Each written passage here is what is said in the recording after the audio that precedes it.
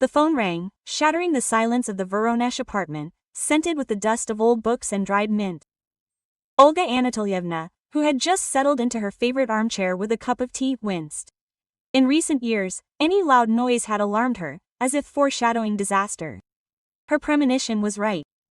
On the other end of the line, the tired voice of a doctor from the regional hospital matter-of-factly reported that her younger sister Marina's condition had become critical. Her kidneys had almost completely failed, dialysis was no longer helping, and if a donor wasn't found in the next few months, the doctor wouldn't finish the sentence. But Olga understood.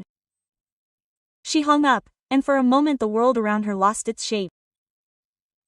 Marina, her Marinachka, perpetually sickly, fragile as a porcelain figurine, which Olga had protected since childhood. Her parents had passed away early, and Olga, 6 years older, had taken on the role of mother. She gave her sister the best piece of her pie, darned her dresses, and sat by her bedside at night during her endless colds. The thought of losing her was unbearable.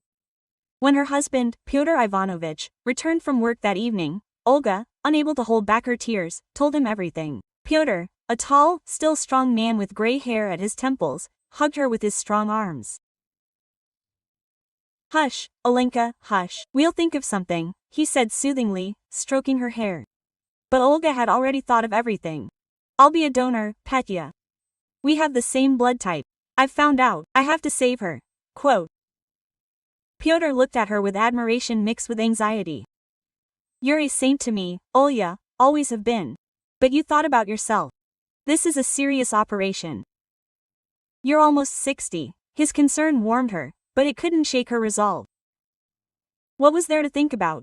It was Marina. That same evening, she called her sister. Marina's voice on the phone was weak, cracked. She cried, expressed gratitude, said she didn't deserve such a sacrifice, that Olga was her guardian angel. Olga listened and felt the certainty of her choice grow stronger within her. She would save her sister, no matter the cost. The days whirled in a whirlwind of medical examinations. Olga, taking time off from her job at the library, rushed from clinic to clinic, got tests, and underwent endless consultations. She lost weight. Dark circles appeared under her eyes, but she stubbornly moved forward. Pyotr was by her side, driving her in his old Niva, waiting in the hallways, brewing her soothing tea in the evenings. He constantly repeated how proud he was of her, how he admired her selflessness. Her son Dmitry, who had lived in Yekaterinburg for a long time, called every day, begging his mother to reconsider and weigh the risks. But Olga was adamant. She could already see Marina smiling again, and they strolling together through the autumn park, just like they used to as children. For this, she was willing to do anything. She decided without hesitation to spend all her modest savings, set aside for renovations to the dacha, on the best medications and a private hospital room for her sister. Quote, "Money is a naive thing," she told Pyotr. "And her sister's life is priceless." He nodded in agreement, looking tenderly into her eyes. In this devotion of her husband and in her sister's tears of gratitude, she drew strength, not noticing how her own life was slowly receding into the background, becoming only a means to save another. The hospital greeted Olga with the sterile smell of bleach and the quiet hum of the corridors. The upcoming operation was frightening, but the thought of Marina pushed aside the fear. On the last night before hospitalization, Pyotr held her hand, said that everything would be fine, that he would pray for them both. His support seemed like an unshakable rock. The operation itself was a success. The surgeon, an elderly professor with tired but kind eyes, said that the kidney was taking well. The first days after were hell.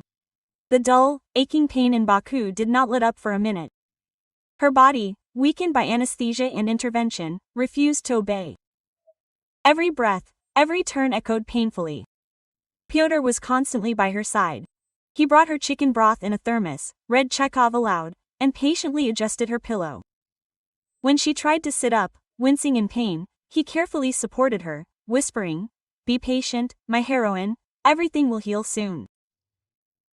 A few days later, Marina entered her room, leaning on the nurse's arm, pale, but with a feverish gleam in her eyes. She knelt by Olga's bed, took her hand in her cold palms and began to cry. "Olechka, thank you. I now carry a piece of you within me. I will cherish it, I promise. You gave me life. Tears rolled down her sunken cheeks, and Olga, forgetting her own pain, stroked her sister's hair, soothing her, just like in childhood. Everything is fine, Marina, everything is fine. The main thing is, live.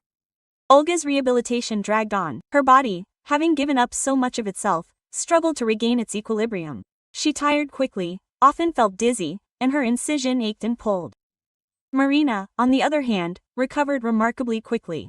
Within a month, she was fluttering around the hospital garden, laughing, and making plans. Pyotr was torn between them, but, of course, spent most of his time with his wife. He helped her take her first steps around the ward, brought her fresh newspapers, and tirelessly repeated what a heroic achievement she had accomplished. Sometimes, when they were alone, he would sit on the edge of her bed, take her hand, and say, "You know, only now have I truly realized what a woman you are. Not just a good woman, but a great one. I love you so much." These words were the best painkiller for Olga. They made everything worthwhile: the sleepless nights, the fear, the physical suffering. She had not done it in vain. Her sacrifice had strengthened their family, filling it with new, deeper meaning. On the day of Marina's discharge, the entire ward gathered to see her off. She hugged the doctors and nurses, gave everyone chocolates, and, with tears in her eyes, thanked her sister once again. Pyotr stood nearby, looking proudly at both of them. Quote, "My girls?" he said loudly, so everyone could hear. "One saved, the other was saved."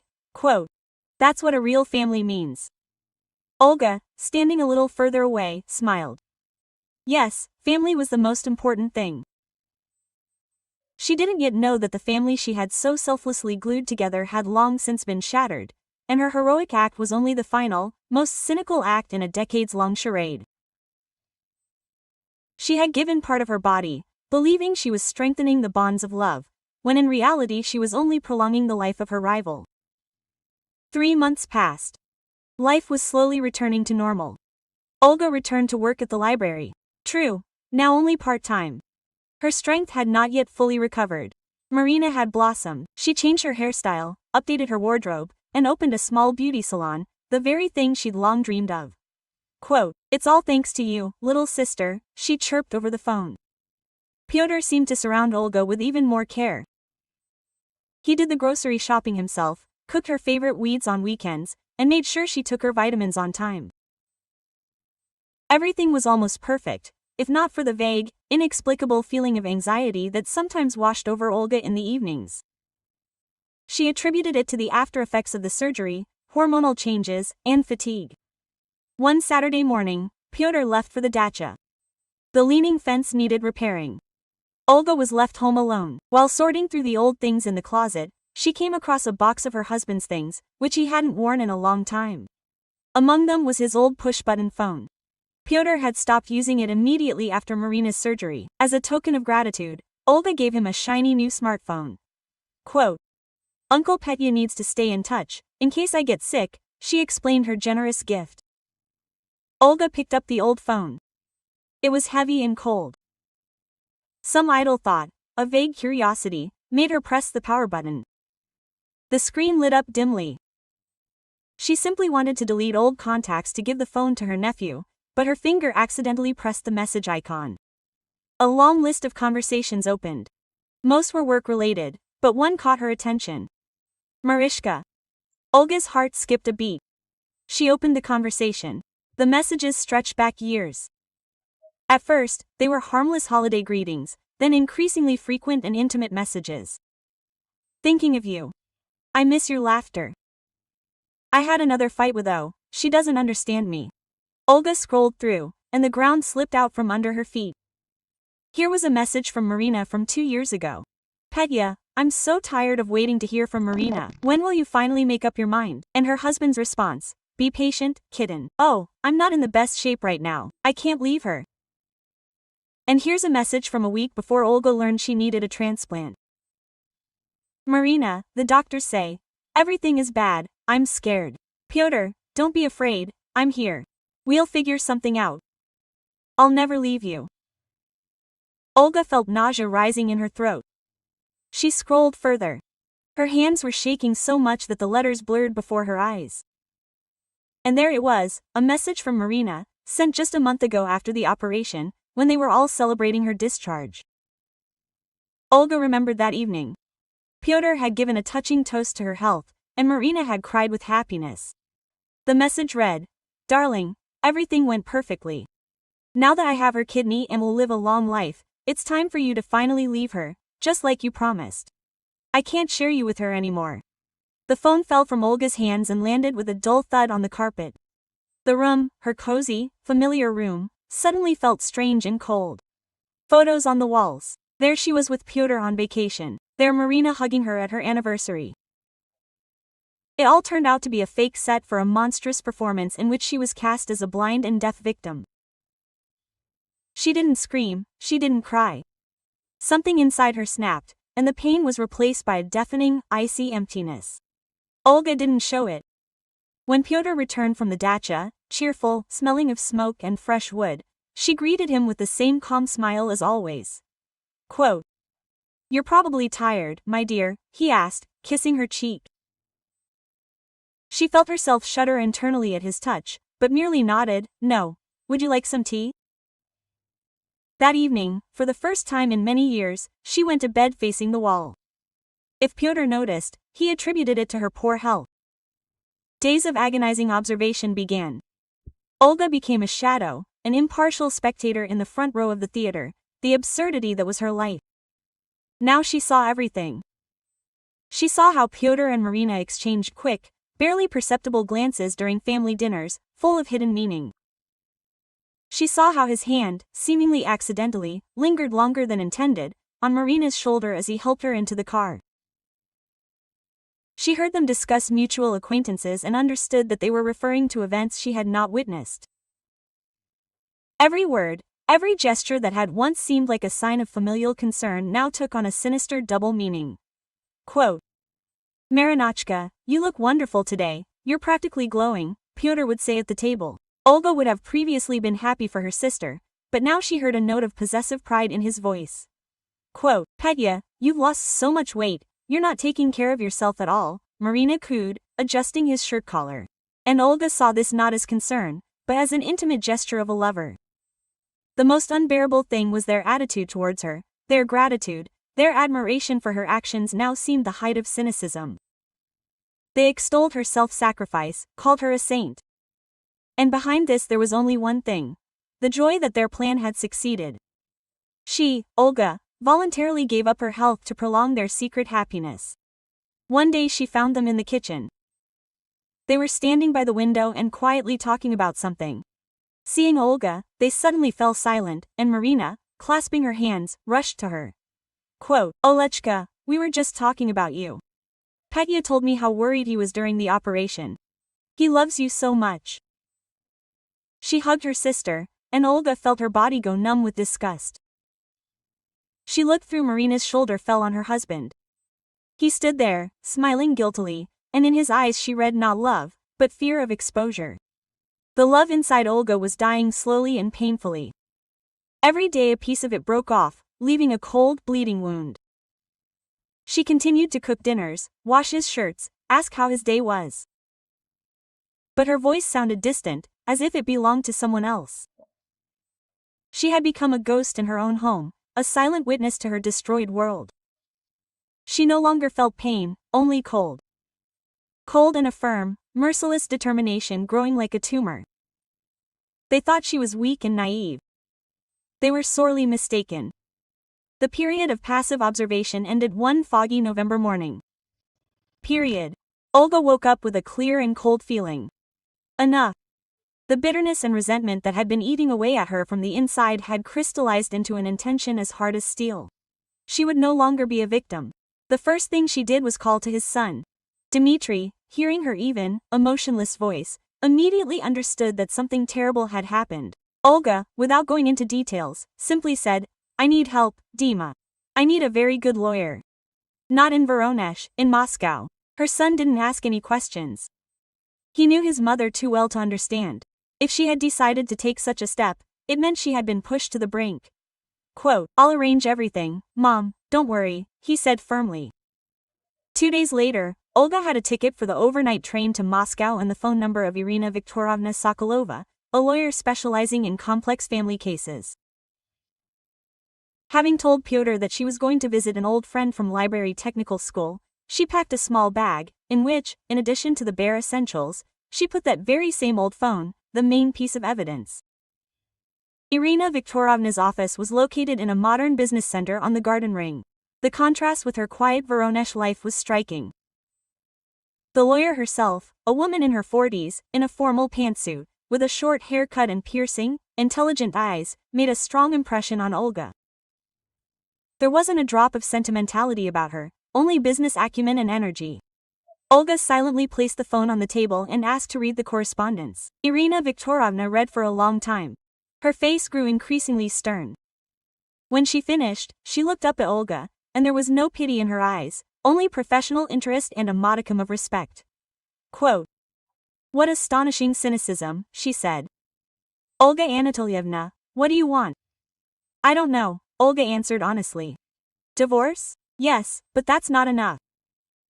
They exploited my love, my body. They laughed at me. I want them to answer for this not just as human beings, but also according to the law." Irina Viktorovna thought, tapping her pen on her notebook. "An interesting case," she said finally. "A standard divorce with division of property won't work here. My husband's apartment, the car too. But there's one nuance." She leaned forward, and her eyes lit up with excitement. "Your operation. Formally, you made an act of gift, donated your organ. But any gift agreement, even an oral one, can be considered invalid if it was made under the influence of fraud. And deception is obvious here. They misled you about the true nature of their relationship, and this deception directly influenced your decision to become a donor. We can consider your kidney not a gift, but a service rendered under false pretenses. And we will bill them for this service." Olga caught her breath. "The bill for my kidney?" "Exactly," the lawyer nodded. "We will demand full compensation.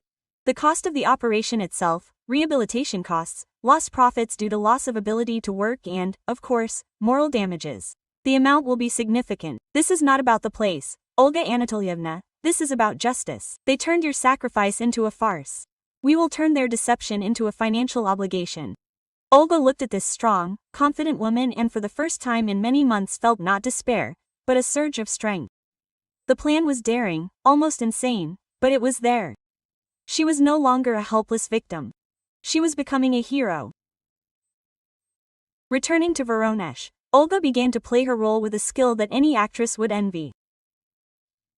She became even more caring, even more attentive. She cooked Peter's favorite dishes, sympathetically asked Marina about her new salon, advised which flowers would be best placed in the reception room. Her calm and seeming ignorance completely lulled the conspirators' vigilance. They saw in her the same simpleton Olya, a kind, slightly naive woman who lived only to care for her loved ones. One evening at dinner, Olga enthusiastically suggested, "You know, I'm here I thought, Marinachka is feeling so well, it's a real miracle. We need to celebrate. Let's gather everyone at the dacha next weekend, have a barbecue, invite friends. Let's have a party next weekend in honor of your Marish, his new birthday." Pyotr and Marina exchanged glances. Surprise flashed in their eyes, which quickly gave way to joy. The idea seemed brilliant to them. It was the perfect way to publicly commemorate their story. A story of a miraculous healing, of sisterly love and devotion. It would be their triumph. "Olenka, you're golden," Pyotr exclaimed. "Of course we'll arrange it. Just don't overwork yourself. I'll organize everything myself." Quote, "Yes, sister, get some rest," Marina chimed in. "You've already done too much for me." They eagerly set about preparing, confident that this celebration was the final chord of their long-standing lie, after which their new, happy life would begin. Olga watched their bustle with cold detachment. She helped draw up the guest lists, discussed the menu, advised what music to play. Her every action was carefully calibrated.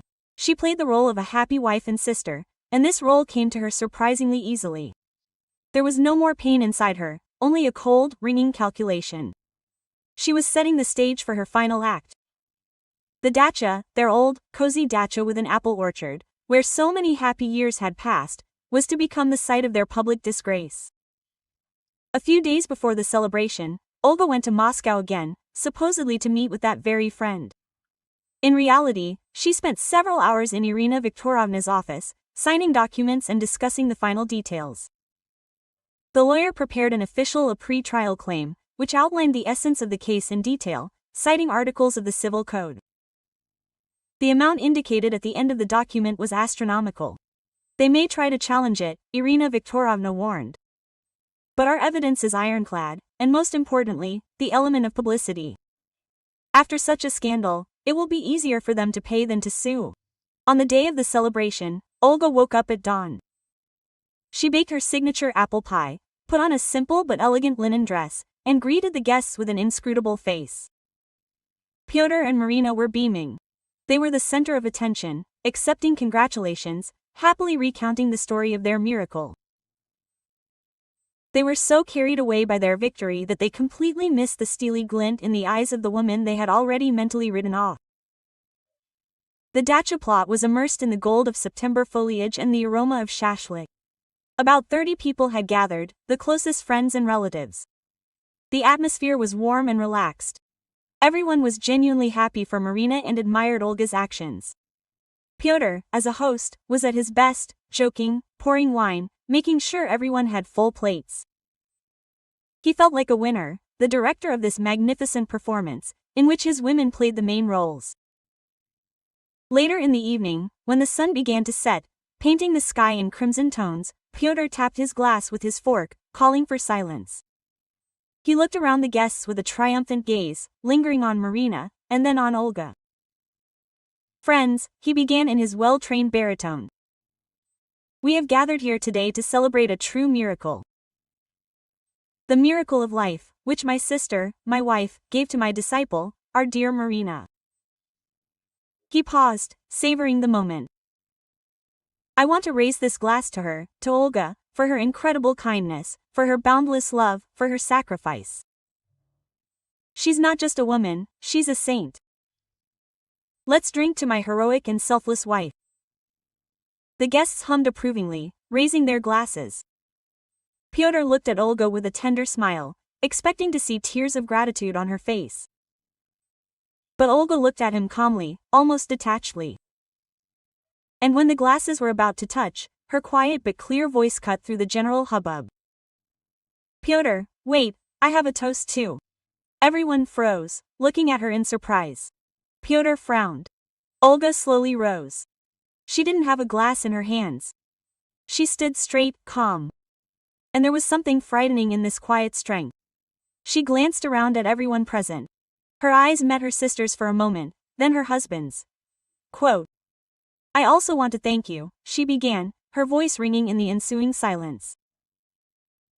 "I want to thank my husband and my sister for teaching me a very important lesson. My husband. And the lesson that the greatest sacrifice can be the stupidest mistake, and that everything has its price." She paused again, letting the words sink in with the stunned guests. "I will not drink to your health today. I propose a different toast, to profitable investments." At that moment, the gate to the dacha creaked. An unfamiliar young man in a formal suit entered the yard, carrying a briefcase. He crossed the lawn with confident strides and walked straight up to the table. The guests parted. Without a word, the young man took 2 thick envelopes from the briefcase. He placed one in front of Pyotr, the other in front of Marina, who froze with a glass in her hand. Her face turned white as a sheet. "Pyotr Ivanovich Semyonev Marina Anatolyevna Petrova," he said formally. "Please read. This is a pre-trial claim from Olga Anatolyevna Petrova." Pyotr opened the envelope with trembling hands. His eyes scanned the lines. His face turned from bagrovo to ashen gray. The guests, uncomprehending, watched this silent scene in complete silence. Olga continued to stand, staring straight ahead. She felt neither gloating nor triumph. Only a cold, bitter satisfaction that the bill had finally been presented. The silence that hung over the garden was thick and heavy, like a pre-storm sky. It exploded not with a cry, but with Pyotr's humiliated whisper. "Olya, are you crazy?" He looked from the document in his hands to his wife, and horror and disbelief splashed in his eyes. Marina silently dropped her glass. Red wine spilled across the white tablecloth like blood. The guests, slowly realizing the scale of the disaster, began to awkwardly say goodbye and disperse, trying not to look at any of the participants in the drama. The party was over before it had even begun. The trial was brief. The evidence contained in the old phone was irrefutable. Pyotr and Marina's lawyer tried to portray it as a family quarrel and Olga's lawsuit as revenge from a spurned woman, but the facts spoke for themselves.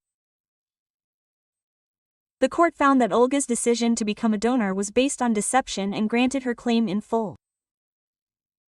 The sum was so large that Pyotr and Marina had to sell everything to pay it off. The apartment in Voronezh, the dacha, Pyotr's car, and Marina's newly opened beauty salon were all auctioned off. Their romance, built on lies and the sacrifice of another, could not withstand the test of poverty and public shame. They separated 2 months after the trial, accusing each other of every mortal sin. Olga did not attend the hearings. Irina Viktorovna represented her. Upon receiving the money, she felt no joy. It wasn't a victory, but a statement of fact. The bill had been paid. She sold her share of the now former family apartment and fulfilled her long-standing promise to her son. She moved to Yekaterinburg to be closer to him and her grandchildren. She bought herself a small but bright 2-room apartment with windows overlooking a quiet park. Her entire new life fit into a few boxes of books, an old photo album, and her cat, Marusia. She found work at the library again, this time in the children's section.